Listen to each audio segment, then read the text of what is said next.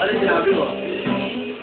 Ang sabi ko sa kanila nung ano, hindi, sinabi na, asal, please. Kahit na yung picture niya mo eh. Hindi sinabi na ngayon, di ba? Ano daw siya, female daw siya. Eh, di ako naman, natuwa. Tuwa ako, Lord, female, di ba? Tapos, sabi niya sa akin, come to come, please, baby. Gumagano ka sa akin, come to come, please, baby. Di ba? Gumagano, asal, please, come to come. Please, baby. Gumagano sa akin, eh, pinakita yung picture ko, di ba? Nakahindi pa ako, pare. So, desperate pa ako eh. Ako naman ang umiisip naman yun. Come to come, please. Baby. Honey bunch. Sinalit na ako. Tangin na mo lang. Susulat ako kay Ate Saro. Maalala mo ko na, pare. Ang sama ng loob ko eh. Diba? Wala. Asal please, diba, pare? Tanungin mo. Tanungin mo. Pwede naman i-SL. Pwede naman i-SL. Yun yung madali mo. Tanungin mo, kulitin mo. Ba't naman hindi ASL sinabi mo eh? ASL naman pronunciation nun. Tol, uy. Pwede naman ASL ah, oh.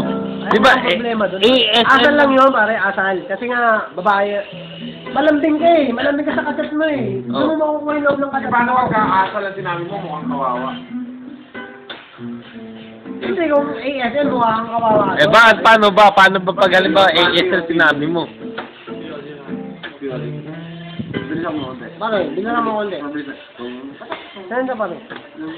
Hindi nga, paano nga halimbawa? Pwede naman sabing ASL eh. O diba? Paano ba ang pagkakaderive mo ng ASL? Asal nga yun, pare. Asal. Bakit eh, pag ASL kawawa ka? Oh. Kawawa ka dun, pare. Bakit?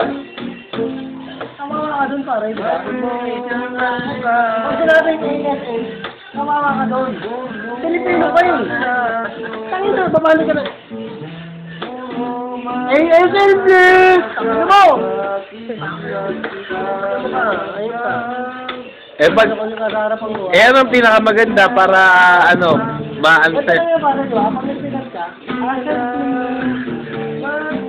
asal please, come to come to come, please, baby!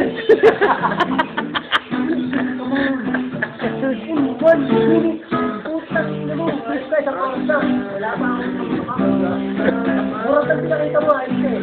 Sabi guys, ina mo eh, oras din ako eh. Wala kang gano'n sa bandila, ayos ka.